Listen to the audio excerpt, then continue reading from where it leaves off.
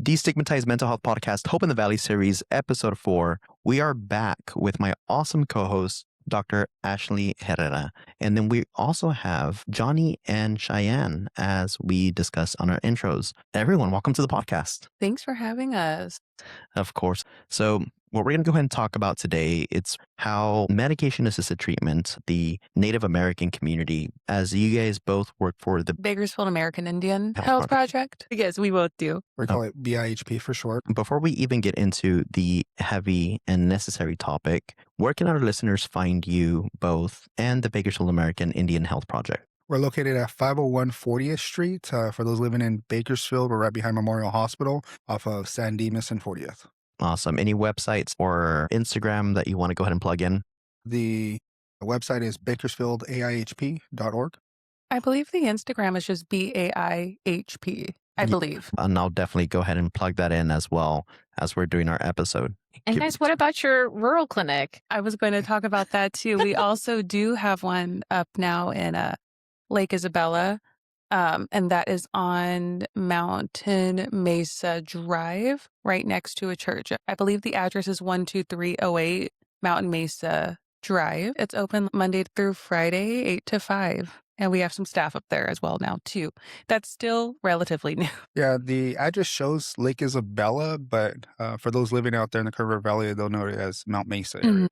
Okay, perfect. So how does everyone know each other here? I know that Dr. Herrera knows everyone and their moms, but how does everyone know each other here? So we're coalition members. We're part of the Project Hope Coalition. We work together to address opioid overdose in our community and develop culturally informed strategies for prevention and to help folks navigate and access treatment. And we've partnered on some wellness vending machines and just met Johnny and thought he was such an incredible champion for the community and so much passion and energy for continuing to grow access to substance use disorder and mental health treatment for the community, and making sure that Native folks here have what they need in a way that they need it. And they do some of the coolest evidence-based practices I've ever seen, like their bingo, not related to this project, but getting the elders up and moving, trying to address diabetes in their community. So just seeing so many outstanding evidence-based approaches that are centering culture and really engaging people made me excited to get to know them more and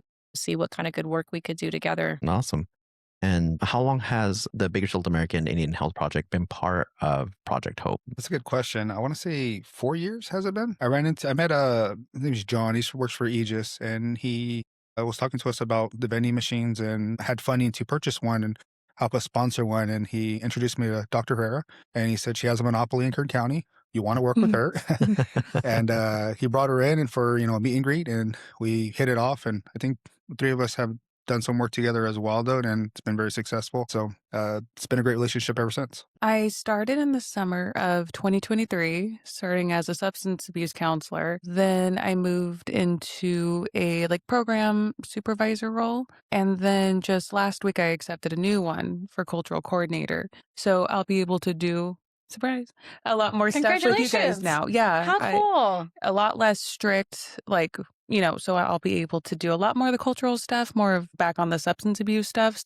Very excited about that. So this will be my 3rd year. Awesome. Congratulations on that. I do want to go ahead and start off with talking about cultural context and stigma that comes associated with, with just everything that has to do with opioid use disorder and stimulant use disorder. So to start off, what are some of the biggest misconceptions that you see regarding opioid and stimulant use, specifically within the Native American community here in the Central Valley? Off the top of my head, I think that it's more, you know that there is an alcohol issue among Native Americans. And so I feel like that is what a lot of people focus on is reduction in alcoholism, lowering drinking. But there is a huge issue with opiates and stimulants out there. What I've seen among my clients is that, once they've stopped stimulants or, opiates, then they're like, well, now I can drink. And,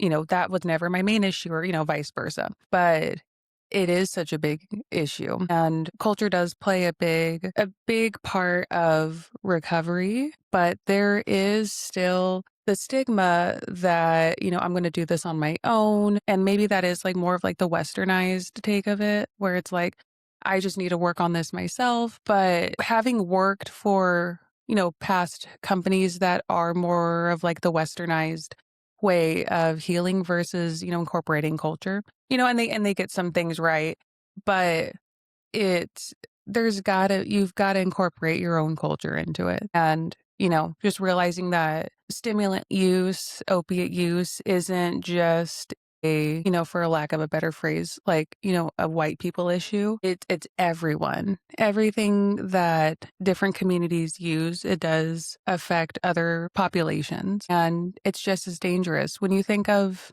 how isolated reservations get and how, they try to do things on their own. It's dangerous, and then you consider how, when we think of like, the MMIP crisis, people get overlooked when they pass, when they overdose. So I'd say it's an everyone problem, not just one population or like one community.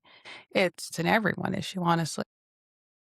It was really surprising. We were putting together a grant application over the holidays, and this was focused on a community that's in a reservation for Montana. So I was doing a lot of research in general, focused on overdose deaths, and I learned that Native communities have the highest rate of methamphetamine involved overdoses out of Mhm. any population. And it's surprising to hear you say that there's been so much focus on alcohol when there's this really significant driver that's leading to preventable deaths Mhm. in the Native community. And I'm just wondering, what kind of messaging is out there? Are people talking about methamphetamine and the risk and prevention? How are these conversations coming up? And if they are or if they aren't, how could they be more culturally grounded to engage folks better in this discussion? Mhm. When you say that, I think I'm thinking back to like all my clients that I've worked with. A lot of them, their stories would kind of be along the lines of, "Oh, I did meth in the 90s. Mm. I did meth in the early 2000s." Kind of like it's not like a big issue now, but, having been in the addiction world for like 5 years or so, it is still like such an issue, especially in Kern County that I've seen. Because when you think about it, it is like cheaper substance that you can buy. So I've seen, some of my clients that are like, this, has been a non-issue for, 20, 30 years for me. But then, something happens, they go out and relapse, they try to buy something, they try to buy something that they know before didn't really hurt them. And then it's like totally different because there's so much like, disgusting stuff in it. Fentanyl, honestly, God knows what. I've had drug tests that have come back positive for like PCP, like it's just crazy. And so, yeah. And then, you kind of start seeing people drop like flies, you know. I don't know, maybe it's people think that it's a safer drug to use, Mm, maybe, mm. because maybe it was back in the 90s, early 2000s, but it Now it's like very nonchalant that a lot, yeah. like it was very nonchalant that back in the 90s they used to use it, and now, and it's okay. But things have gotten worse Mhm. in a lot of ways when it comes down to substance use. I would say that's definitely a factor in there, just because it's a thought process where I've done it before. It's no big deal. It's whatever. Of course, drugs are getting stronger every day, and there's a lack of knowledge in general, especially like the introduction of fentanyl into the community. I would also say though is that one of the biggest factors, misconceptions, or in general what happens in the communities themselves is they don't talk about it. A lot of the communities don't talk about it. It's kind of taboo to talk about somebody's health. And there's a lot of fear associated with seeking services in general for those using substances in Native communities because of the way the community is going to look at them. If I'm on a reservation, as Shannon was stating, and you're using substances, if people find out, people are going to shun you. People are going to talk about you. They may talk about your family as well and look at Mhm. you in a negative light. So a lot of I can't say a lot of clients. I would say some of our clients that we have are from other tribal communities that don't go to their own healthcare center to seek services because they're afraid of the stigma associated with it. They're afraid of people in the community talking about them. And those community members are family members. Family is supposed to be a support to help you in your community. They're support you with your prevention, support you to wellness. in the community. And when you don't have that, when you're trying to get well, what do you really have? And I think that's a struggle for a lot of natives, is that they don't have that community base. And a lot of that is associated with the generational historical trauma in terms of the, negative health outcomes in general for the community. They, suffered over many, many years. And so the resiliency factors that the community had that was once there, which culture being a basis of it, isn't there to support them anymore. And so when you don't have these things to support you, what do you really have to get well? Evidence shows, faith-based recovery is, a big factor in people getting well and looking to that higher power.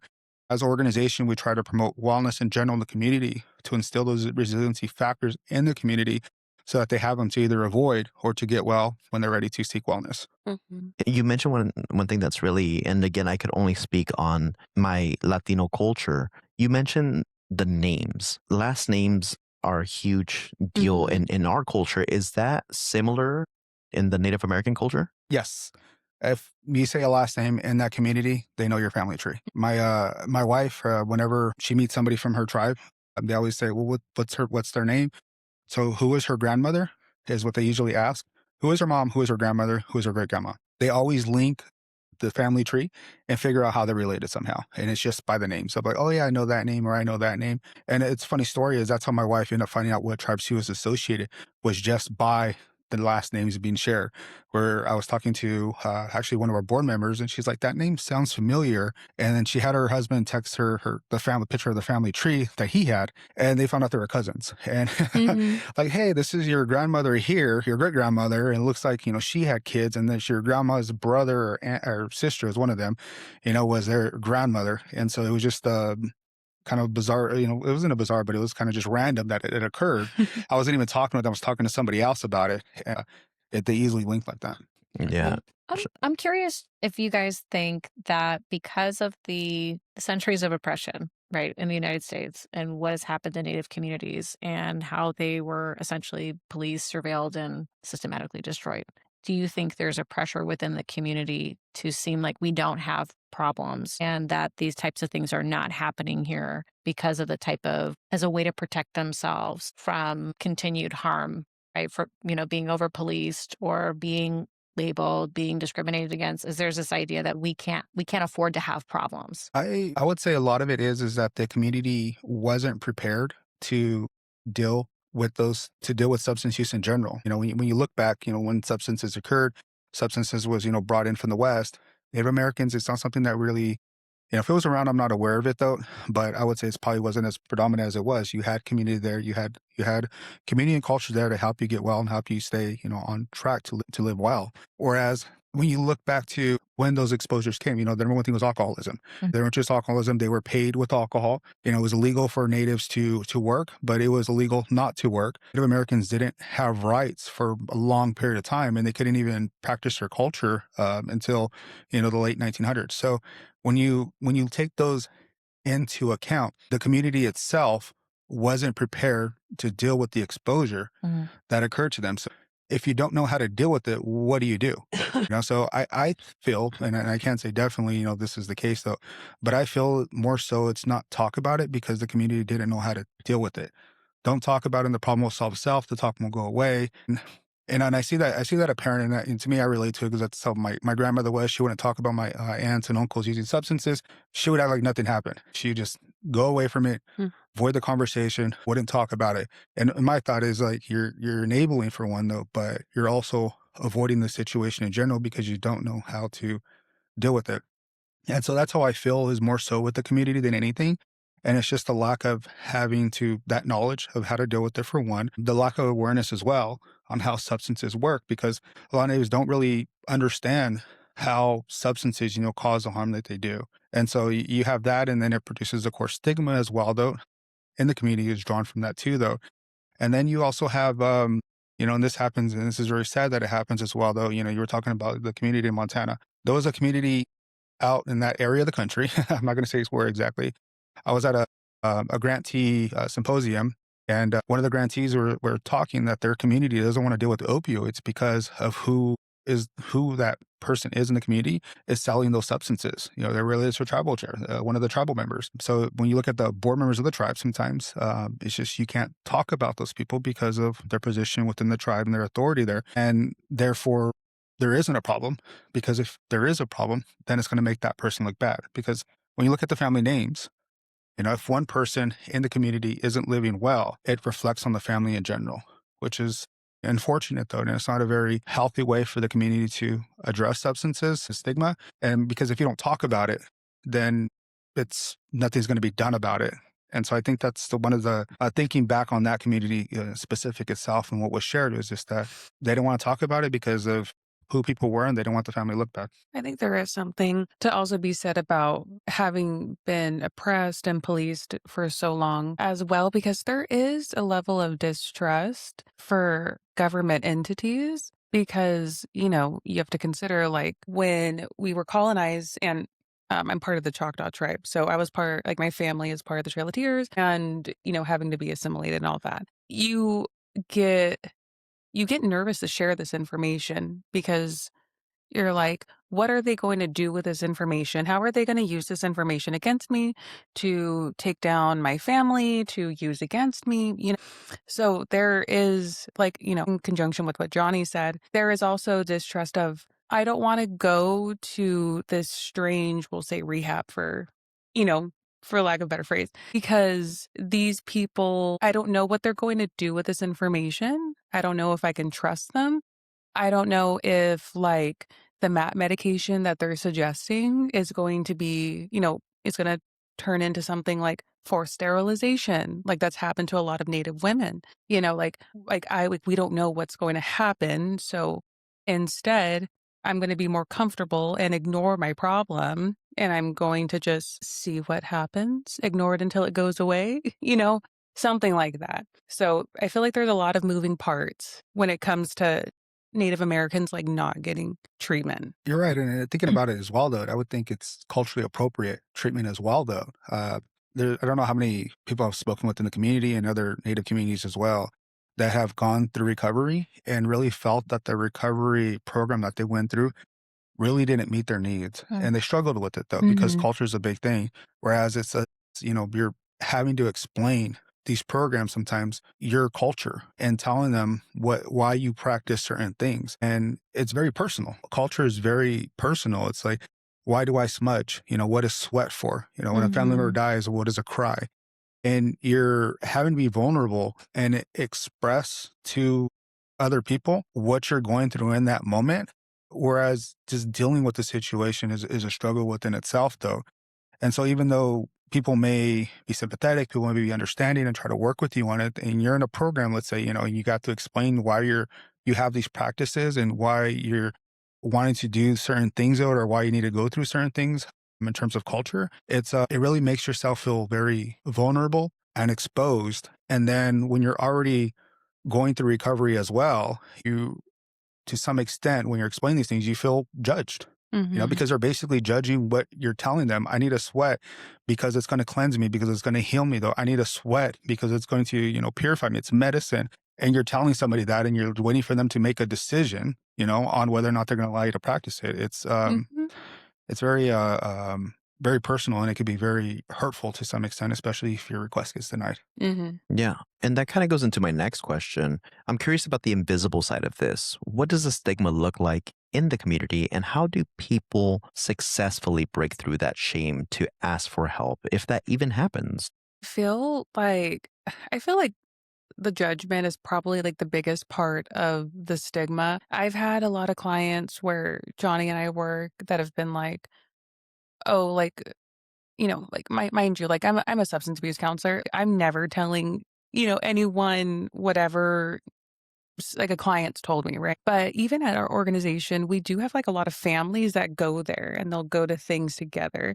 I've had clients that have tried to schedule times with me when they know their aunt or their grandma's not going to be there, because obviously if someone goes there and they're meeting with me individually, you can come to that conclusion, they're getting substance abuse treatment, or, they're in some kind of addiction recovery. So you can, Fill in the blanks in a sense. essentially. And I would work with them, and I'm like, okay. I was like, I know that they're going to be at this group from this time to this time. So why don't you come in like an hour later, just in case they decide to hang out? Or let's do telehealth, like, so they don't even need to know that I'm around.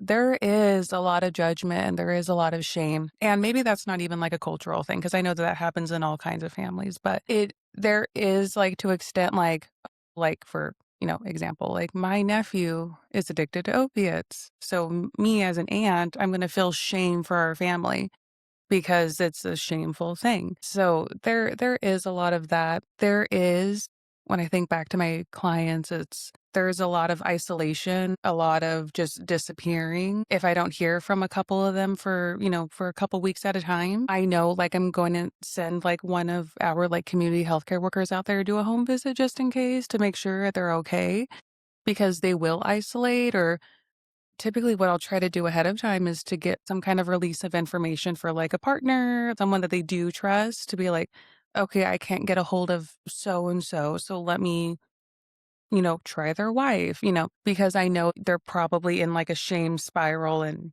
they can't. They're going to try and dodge my calls, something along those lines. So that's one of the biggest ones I can think of. I have also seen it kind of like that. The stigma morph into something that would fall like more under like self-harm. Just, like the overwhelming sense of shame kind of grows into, burning, cutting, things like that, because like they really like don't want to talk about it. And then it can cut into like their spiritual practices. Like I've had multiple like gentlemen I've worked with that are like, I haven't gone to drumming in like 6 months because I know like my spirit's not right and I don't want to bring bad medicine to the drum and the other, people that I'm around. And so then that like interferes with their cultural practice. And then obviously it's like all downhill from there. So it can get really, really, really heavy. Yeah, makes sense. Drum circles, huge cultural practice within the Native American community. I know that I got to meet some of the indigenous members when I went to an annual circle that Círculo that Amayetsa Yudiwali has every single year, and I got to meet some members, and I knew I messed up. And I'll tell you my story. My story was that I went in and I was introducing myself and just my culture. And the first thing that they asked me was, who are my grandparents? And it was a really interesting, just dialogue. But more importantly, one of the things that I did where I 100% messed up was I said, hey, if you guys ever need anything, and I gave him my business card. Mm. I messed up. I messed up right there. And it was like, we have our own. And I was like, okay, that was good enough for me. And I guess walk me down, where did I mess up?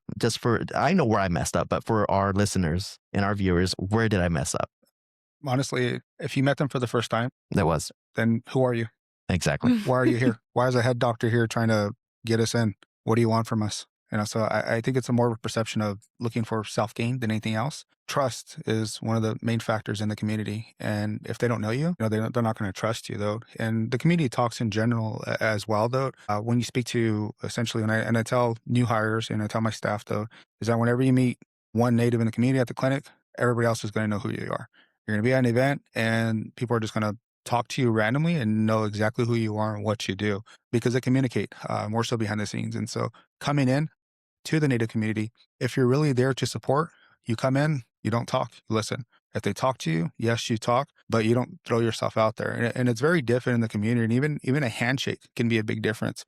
In Western culture and even Latino culture, you always want a good, firm, strong handshake. Not overly hard because then you're trying to be intimidating, not too weak because then you look as soft and really weak in general. Native communities aren't like that. It's more of a softer handshake more than anything else, though, because when you're having a firm handshake, you are coming across as aggressive. Why are you being aggressive to me? And so it's really looked at. It really comes from a place of being humble than anything else, though.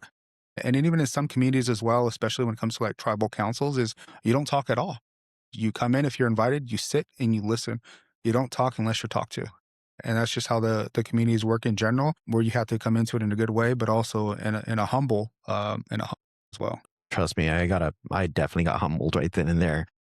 But the wonderful, gracious thing about even my mistake in that moment was that they invited me back to their circle. Mm. And that was so beautiful to me to be able to say, hey, you messed up and we know that you didn't mean it that way. However, we will invite you back so you can continue to earn our trust. And I'm going to go ahead and say and make a safe assumption that that is how, maybe not the circle, but maybe that is how Dr. Herrera earned the trust of the Native American community here in Bakersfield. Because for you two to be doing this episode, this is huge. Is that a safe assumption to say? That's a safe assumption, but it goes beyond that, though. For one, it's being honest, being helpful, being willing to support, and being transparent with no intention of self gain. And that's the biggest thing is you're doing it to be selfless to some extent, though. Because even beyond looking at a relationship with the wellness vending machines, though, whenever anything's needed, and I say, hey, we have this event, do you mind showing up and distributing Narcan and at the event, and you bring your CPR dummy to kind of show them how to administer the Narcan as well, and which has been a great success, though, because some people just don't know how to deliver it. And it's working from that respect there too, that build things out. And then also too, being humble in the approach in general as well. When we have these cards that go inside of the items that are distributed to the wellness vending machine, and they had the materials in there. They sent it to us, and what we did is we indigenize it. It's just being open to that. It's just being open to that dialogue and into that feedback, being willing to learn about the culture and not assuming anything in advance, not assuming you fully understand the community being served. Regardless of your credential, regardless of your understanding of substance uses in general, and the effects they have, it's been able to look at the community factors in general and how the community deals with it.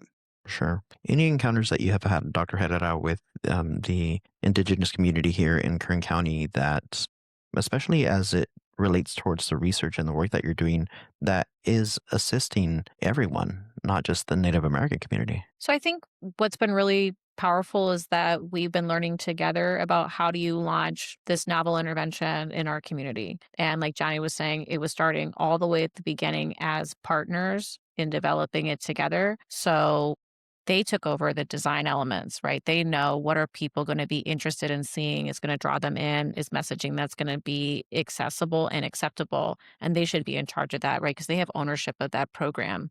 And they designed a really beautiful machine. And if anyone wants to go see it, it is at 40th Street, open for viewing. And they have a second one that's going to be in their Kern River Valley Clinic, and they updated the design for that one as well. And they're really beautiful. And I love to show them off, whenever we're showing our work, across the United States for what's possible when you are centering, Native voices in the design of an intervention. And then all the way down to the cards. And they were very active, engaged partners on all these levels. And then understanding, okay, we said, here's all the possible things you could put in this machine for overdose prevention, health promotion, infectious disease prevention. And they took it to the tribal elders, right? Because that needed the sign off as a key part of, is this going to be approved or not? Because we could have every great idea. And if we don't get the buy-in from the community, it's not going to happen. And when he came back and said they said yes to everything. So they have one of the most progressive, robust machines in the United States, period, full stop, was incredible, especially hearing that, in some communities, Native communities, there's so much stigma and shame. We don't want to talk about the problem. We don't know how to address it. We don't know what resources we should even be offering to people. And they took this incredible chance to say, let's use evidence-based approaches to provide as much as possible to our community so that there are resources for wellness and healing. That was a really powerful message. And I think one of the coolest moments was when we did the unveiling of the machine and the ribbon cutting, and then tribal elders were there, and the gentleman came up to me and we were talking about naloxone, and I was playing with the CPR dummy, and he told me this is good medicine. And so to get that type of endorsement that overdose prevention is here to stay, that they understand it, that they think it's important, and that they trust this after, Cheyenne saying there's so much mistrust, there's been so much historical harm, to a point where even like Johnny's told me in the past when we're touring their health center, that they're like, people don't want to sign up for Medi-Cal because they don't trust the government. And so luckily we're able to cover them, through a different mechanism for insurance, but people don't want their information given out that way. So to say, yes, we'll put this machine here. Yes, we'll have all these resources. And we are so open, right, to these approaches that not everybody's on board with. And I thought that was really exciting. And then as we learn more about programs across the country and what other Native communities were doing, Johnny said in our next machine, we're going to put sponge kits. And so that folks don't have to go out and collect their own medicine. The medicine's already ready for them to use. So there isn't one of these barriers to spiritual practices because folks think that they're in a bad place with their spirits already ready for them to be able to use and re-engage with culture as wellness. Building on that and being able to go ahead and just kind of highlighting what Cheyenne was talking about, we can't talk about today without talking about the past. With that said, how does intergenerational trauma and systemic marginalization continue to shape the substance use challenges that we see in our community right now? I feel like that's a loaded question because it's, when you think about it, it makes up everything, right? Like, like what happened with my family being, colonized, back in the day, and relocation during the Trail of Tears. And, like my family our tribe is from Oklahoma, and we're kind of spread out all over Oklahoma. I have some family that's in Texas that I've never met. And then I was born in Kern County. So I've been here my whole life. But I think it was like last year, I was asking my aunt who's native, just like, how did we end up here? Because someone asked me in passing, like, oh, like why are you not in Oklahoma? And I was like, that's a really good question.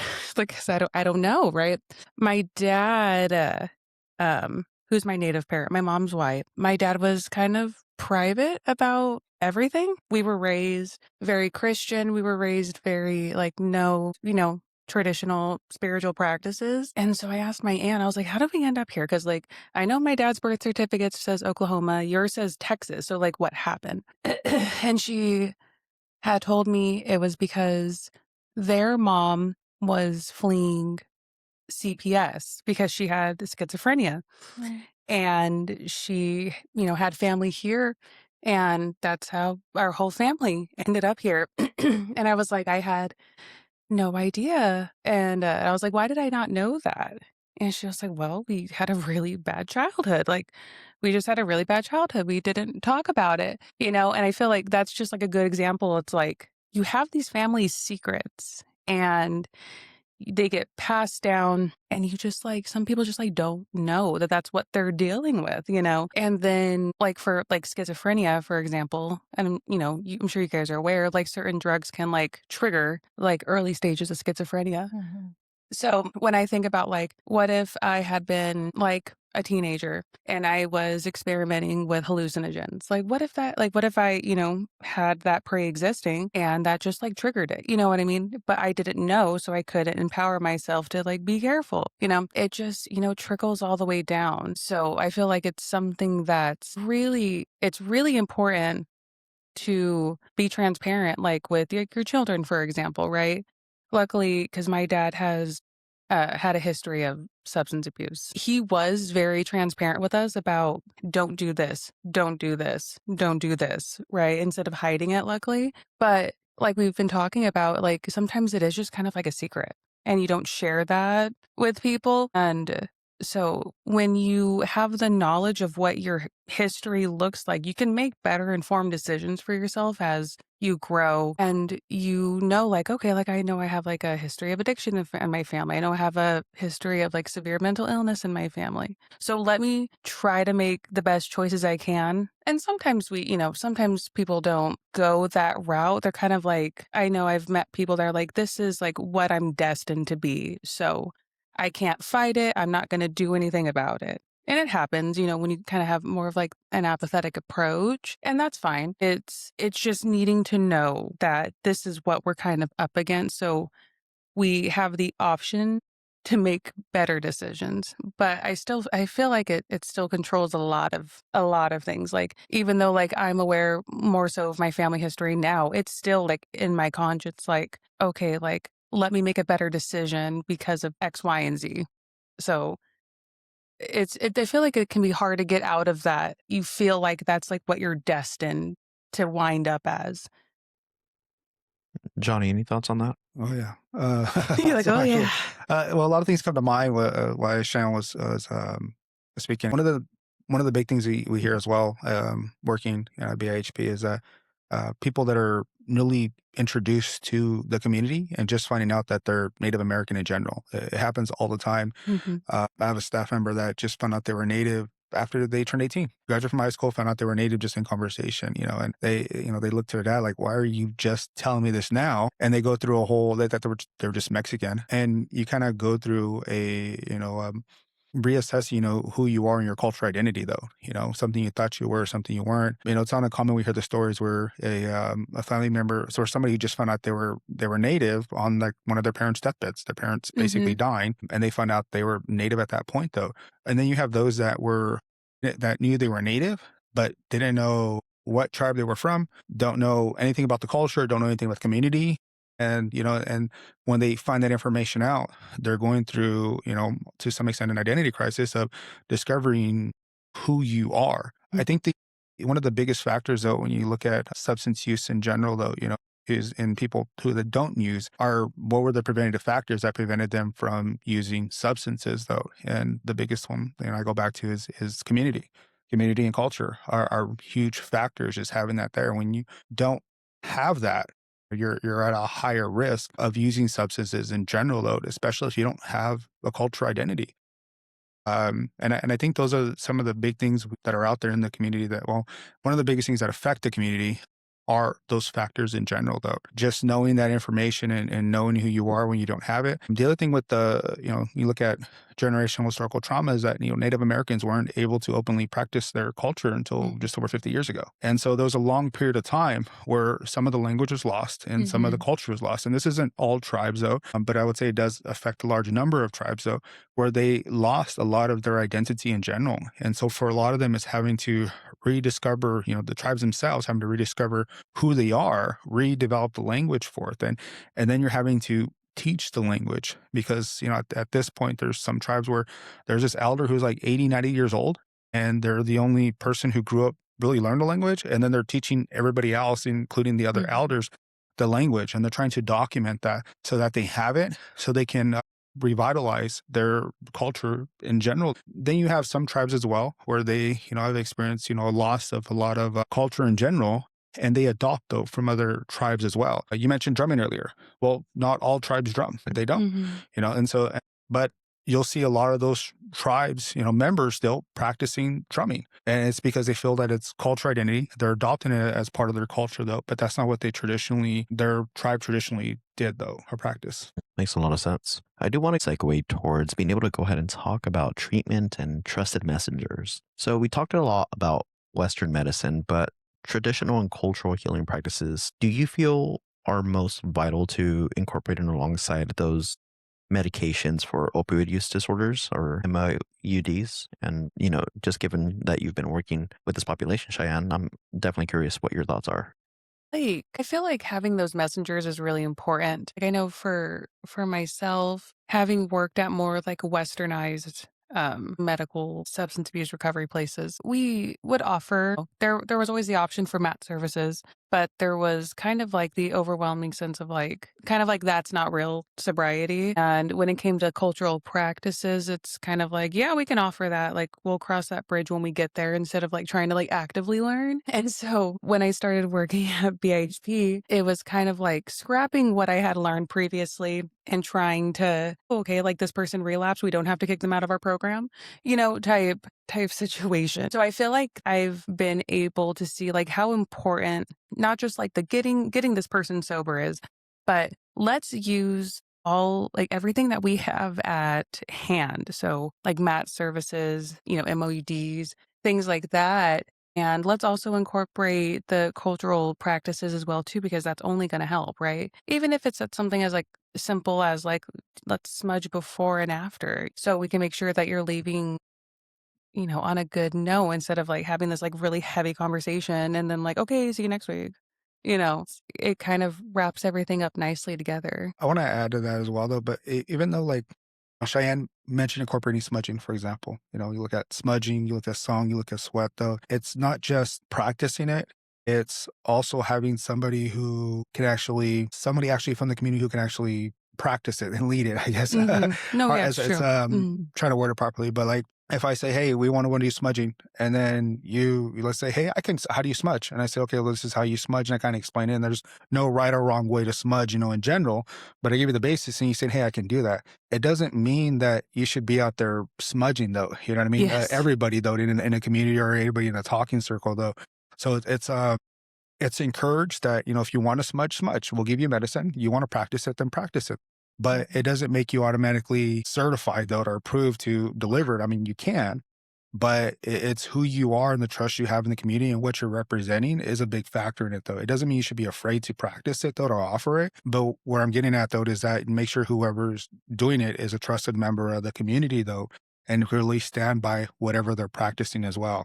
And that goes to goes to prayers, that goes to song, that goes to dance, because it's very personal for the community. And and then another factor on top of that though, is not just practicing the smudge, but where did you get your medicine? Because that plays a big factor in it as well. And people will ask you in the community, where did you get that medicine? When you sweat, who's doing the sweat? What kind of rocks are you using? What are you using on the rocks? What medicines are you burning? Who's going to be there? Who's going to be leading it? Those are all factors in community that that needs to come from somebody who the community trusts in general, because if your medicine's not right, they're going to tell you that's bad medicine. And they're not going to do it. They're not going to practice it. And then if you're having to explain, somebody's having to explain to you those practices as well, though, it's not, you're probably not really qualified to really be delivering it though. So and the community looks at things differently. Some community members will be like, well, you're trying, so it's a good thing though. Doesn't mean they'll participate in it then. And then you have other members in the community as well that will look at it as like they shouldn't be doing it at all though. And then if you do it, you need to make sure that you know what you're doing. You know why you're doing it. You know why you're using sage, or why you're using sweetgrass. You know the representation behind the medicines as well.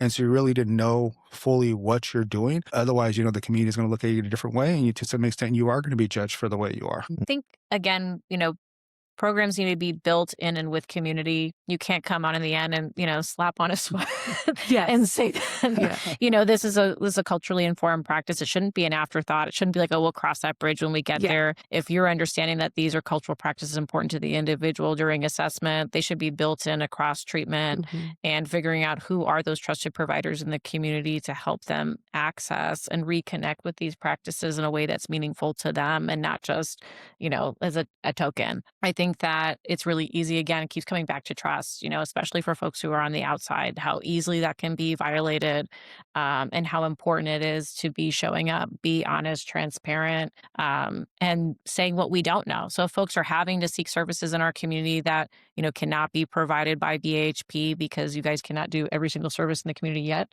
they've got to go to detox somewhere and it's not run by you guys. So then, how can we help folks, to trust to take that step forward? How can we know what are the limitations of some of those Western resources and set them up for success? Knowing they're going to have to reach out to other folks and preparing them for some of that work and those conversations, and the perception of judgment, right? I shouldn't have to explain why this thing is important to me or how I do it. It's not my job to educate you. And then it seems like that's the situation, though, people are put into time and again, because there is a lack of understanding of what do these practices mean, how do they promote wellness and healing. And I attended this really awesome webinar, which was indigenizing the 8 dimensions of wellness. And it blew my mind because, they had originally created the 8 dimensions, based on a very Western colonial view. And they said, well, you need to think about this in a different way because they're talking about financial wellness, which is like very based on a capitalistic society. And they said, well, when you're looking at this from an indigenous lens, right, like what that looks like is very different. And that you could be rich in other things, right? Like what were your relationships or what you're able to share with other people, and not just, what does your bank account look like, which of course we'd all like for it to look great. But what were these other ways, of being connected? Even, when we're talking about occupational wellness, it was like, what are some of your roles in your community? And that's part of your occupation and how you show up with people. And it's not always connected to paid work. And how do we tap into that and really help people to conceptualize the life for themselves in a way that makes sense to them versus like as an outsider, well, this is how I've been trained to look at the world, so you need to meet me here. That's very well said. And I would say decolonizing the perception of, wellness in general and treatment and services is a big factor in keeping culture as the base. And when you look at recovery, it's usually evidence-based. You have some programs that are community based, but culture comes first. It trumps mental health, it trumps medical services, it trumps everything in what we do. And that's the basis of what we build the services on. In fact, when you look at our medicine wheel, you'll see a staff on the medicine wheel, and there's two serpents. And it's basically where where Western medicine and traditional medicine meet at that point. And so, in order to really achieve full wellness, you really have to treat the mental, the physical, the emotional, and the spiritual aspect of a person to really achieve wellness and, in some cases, recovery. Yeah, one of the very Mhm. important things that we're taught as social workers is to ensure that we incorporate the biopsychosocial and, most importantly, spiritual component of everything that we do, because all of that, it's holistic. It's all one. With that said, I am a big believer that the messenger matters. Who are the most effective voices in the community? Is it the elders, faith leaders, or perhaps peers who walk the path themselves? And whoever wants to take the lead on this. Elders and I guess faith leaders, which I struggle with that word, with that term. I would say traditional healers would probably be the more appropriate um, word to use on that. But I would say the elders and traditional healers are the biggest thing, and because even in the community itself, and let me step back a minute. I would say those who are considered elders and those considered especially traditional helpers, it's not you can just call anybody a traditional helper or a traditional healer.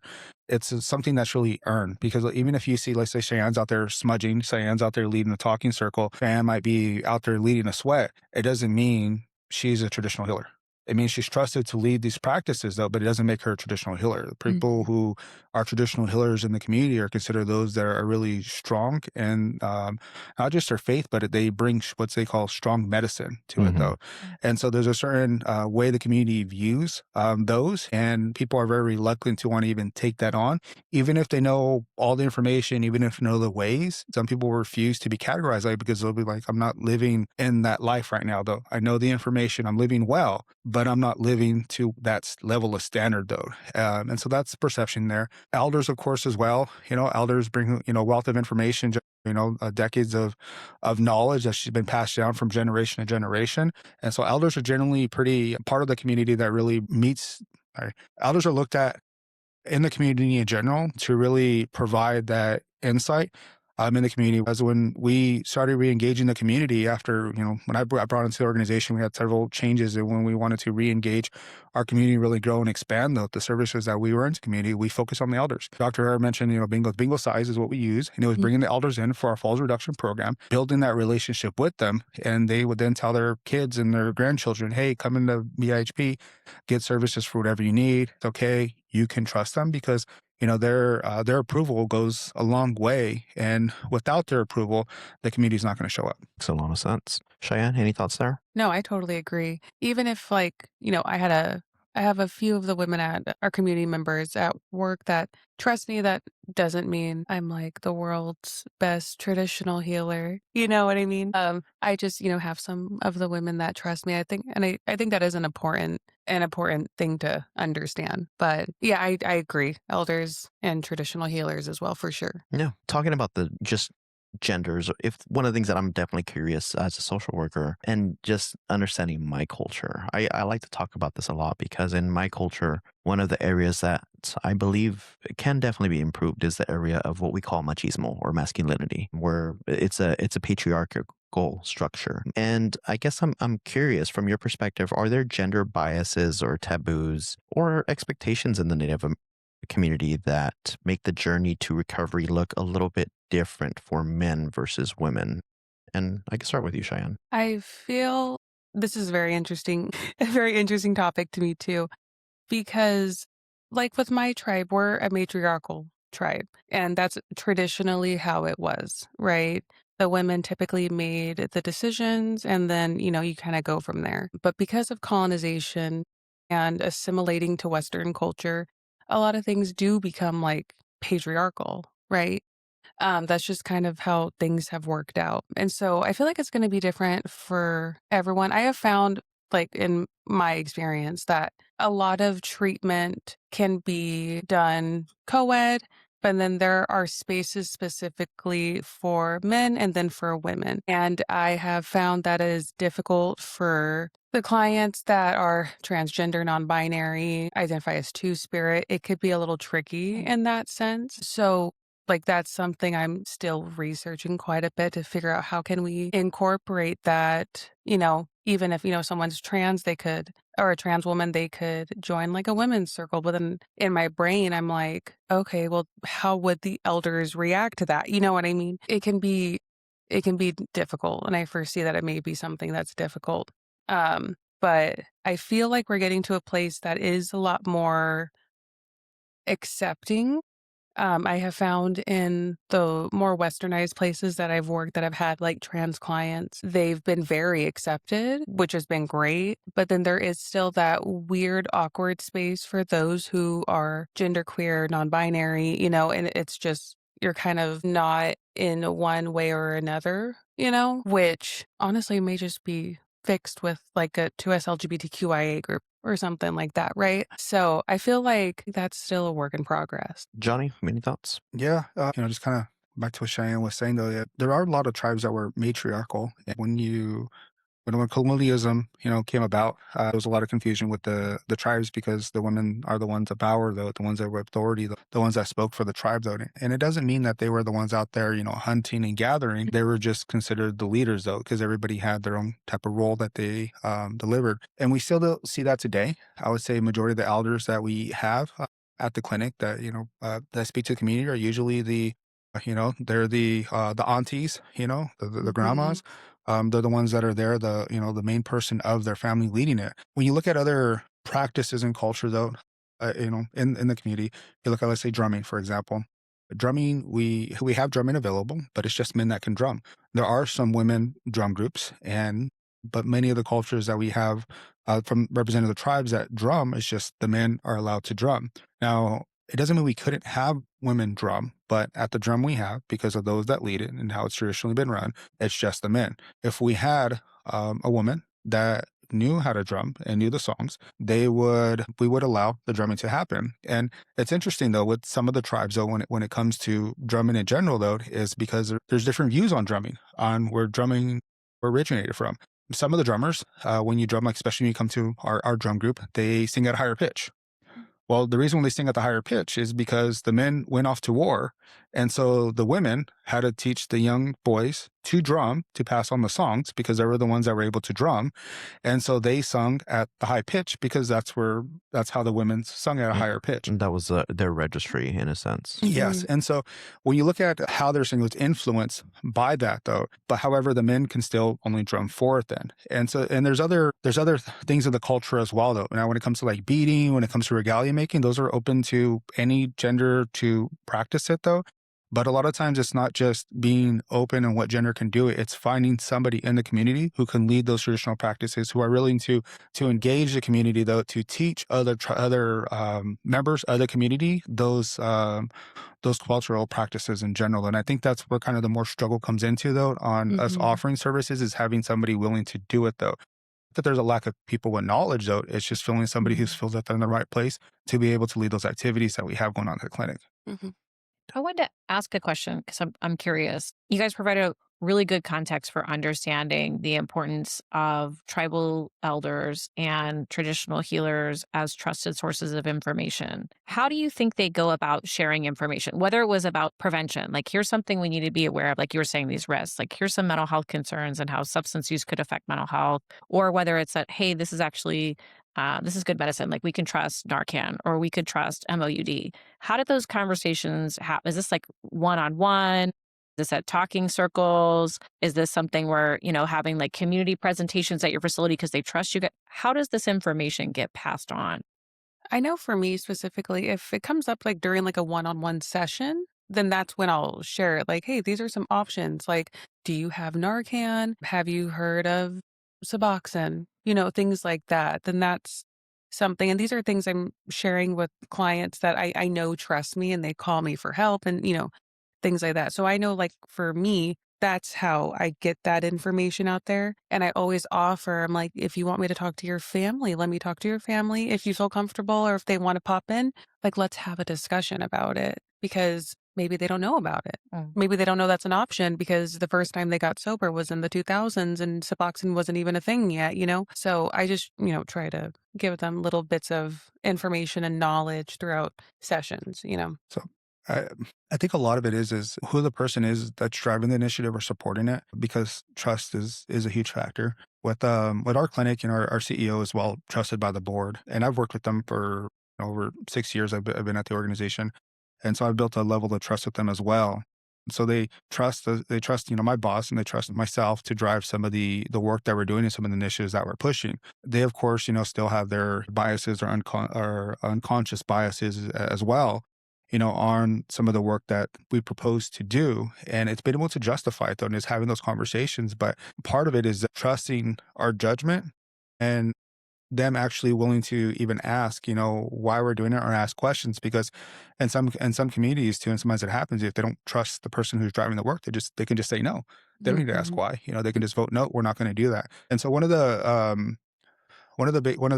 conversations we had regarding our wellness vending machine when we were pushing it out, and my approach behind it, though, is that whenever a member of the community, or even our board of directors, asks, aren't you enabling them? Aren't you enabling them to Mhm. use these substances? You're equipping them with materials that's are going to enable them to have easy access and going to promote it. Like they come from the lens where you're promoting people to use substances. And at that point we say, no, we're not. I go, think about it.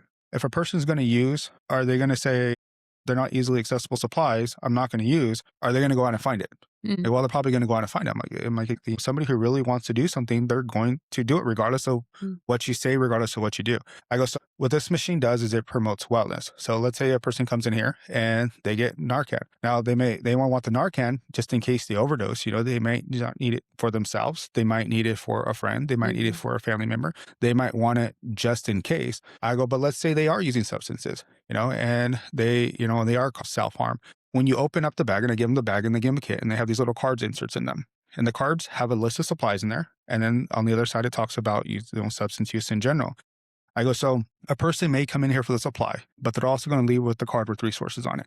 So when they're ready to find wellness, they know where to go. They know it's just a phone call away, or they know the location they can access those supplies. I go, so people are going to use substances regardless of what you do or want, because it's a self decision to make, though. You can't cause somebody to behave differently than what they choose to behave.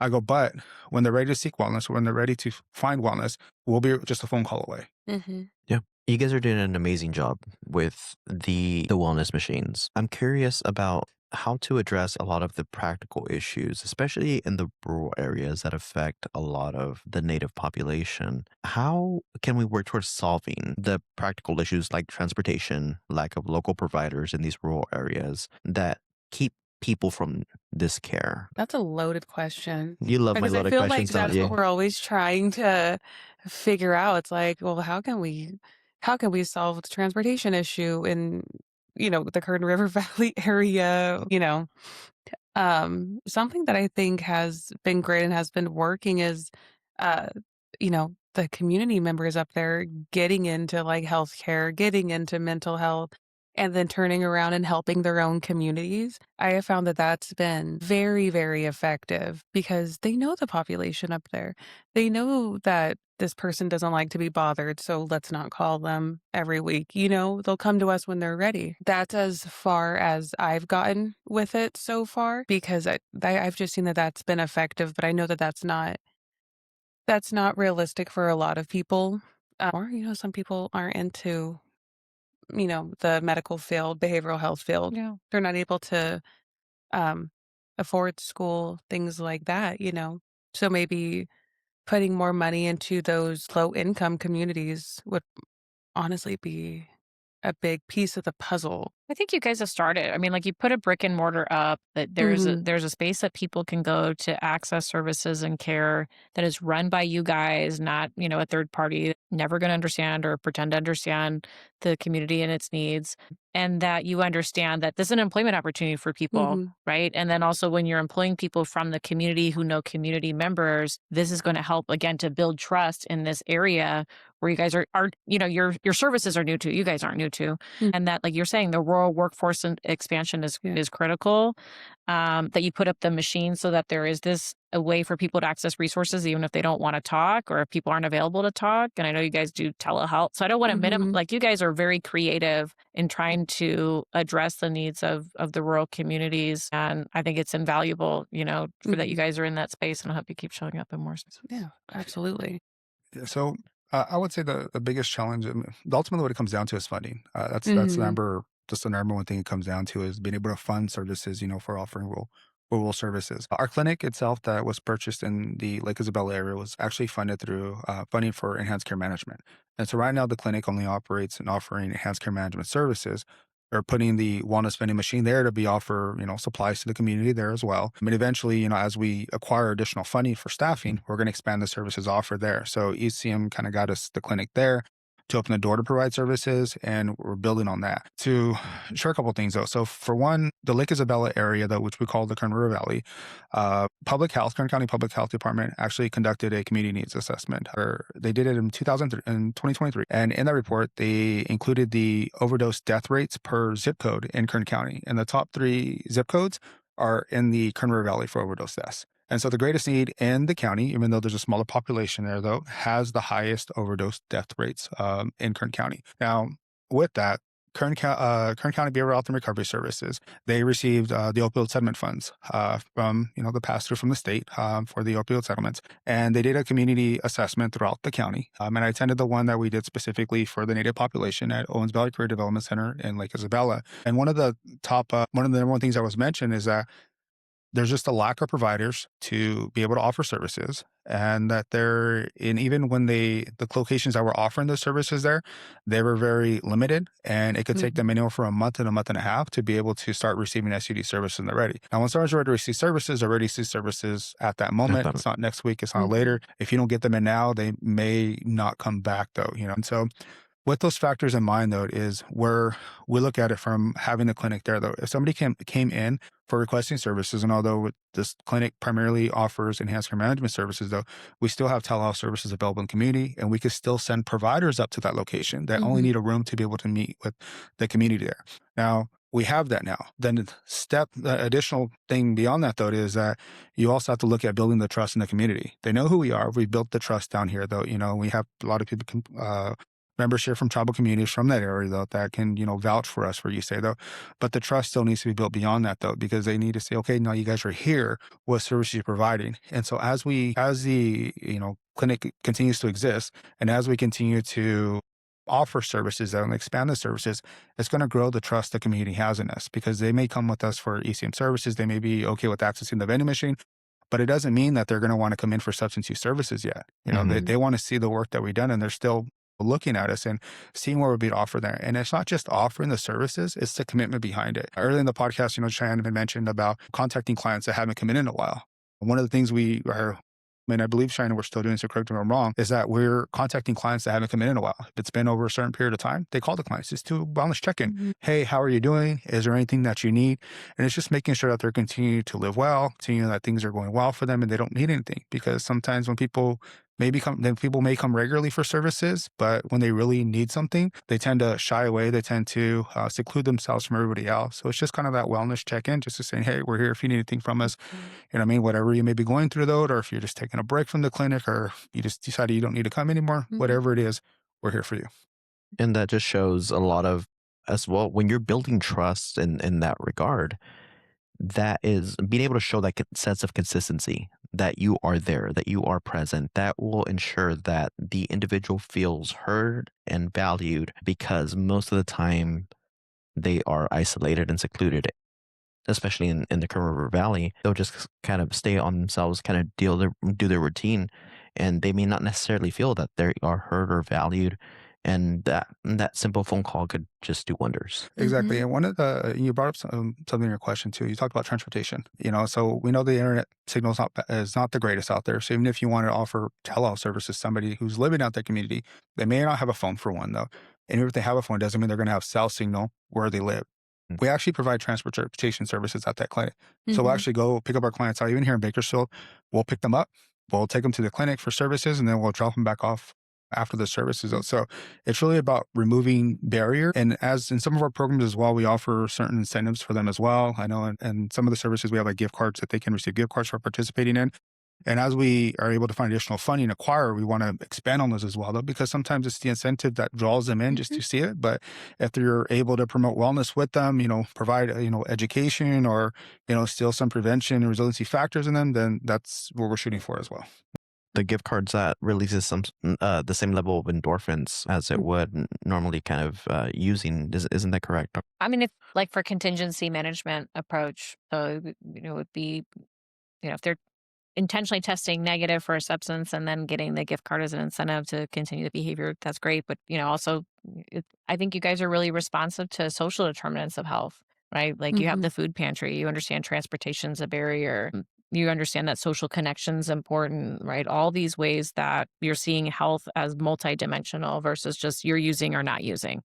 There's all these things that need to come together to support somebody in their journey to wellness and recovery. And I think you guys see that so clearly, and that it's so central to how you engage people, how you retain them in care, and how you retain them in community, right? Because that's bigger than whether they wanted to get the healthcare service or not. You want them to be connected to you all and each other. Absolutely. As we wrap up, if there's one key message or piece of advice that you would want to give to our listeners to take away about today's destigmatized mental health and addiction in the Native American community, what would it be? I think I would just share that recovery is possible. If you haven't found a kind of, recovery method that works for you, there are so many.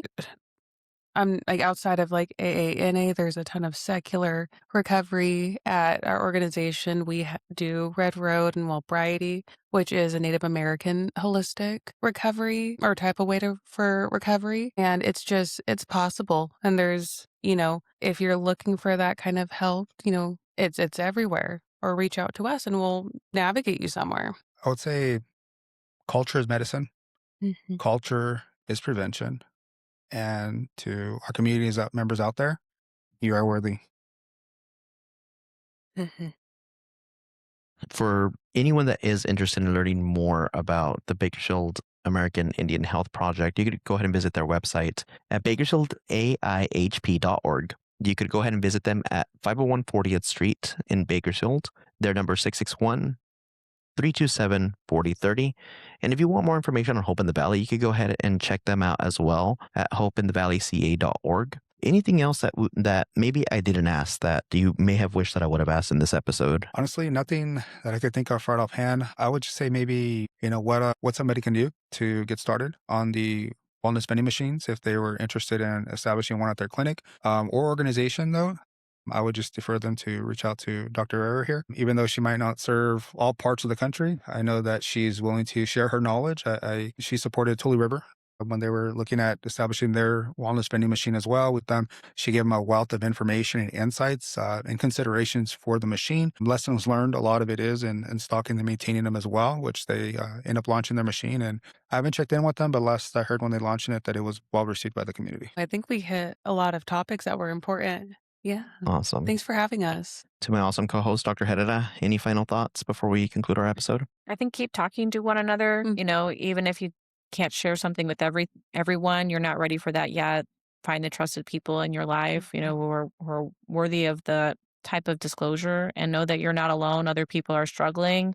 And I can't say enough times that I saw, really brave elders come up to me when Johnny let me table at some of their events, and they would share that my nephew died from an opioid overdose and would take the fentanyl test strips. It wasn't for themselves, but because their family had that incredibly painful loss, they know it's an issue for them. So the more that we talk about it, the more that we share messages, the more that we access resources and focus on wellness, the more potential there is for recovery and not to lose another life. Absolutely. And this was Hope in the Valley series, episode 4. And I just thank you so much, Johnny, Cheyenne, Dr. Herrera. Truly value your time and your expertise and everything that you have done for the community and continue to do for the community. Thank you so much.